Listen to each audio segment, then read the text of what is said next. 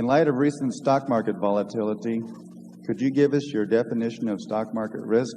We don't think in terms of, well, we think first in terms of business risk. You know, the key to Graham's approach to investing is not thinking of stocks as stocks or part of a stock market. Stocks are part of a business. People in this room own a piece of a business. If the business does well, they're going to do all right as long as they don't pay way too much to join into that business. The stock market is there to serve you and not to instruct you. And that's a key to owning a good business and getting rid of the risk that would otherwise exist in the market. You mentioned volatility. It doesn't make any difference to us whether the volatility of the stock market, you know, is averages 0.5% a day or 0.25% of a day or 5% a day. In fact, we'd make a lot more money if volatility was higher because it would create more mistakes in the market.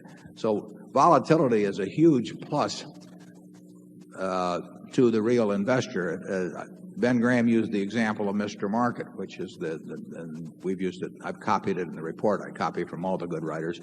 And Ben said, you know, just imagine that when you buy a stock that you, in effect, you've bought into a business where you have this obliging partner who comes around every day and offers you a price at which you'll either buy or sell. And the price is identical.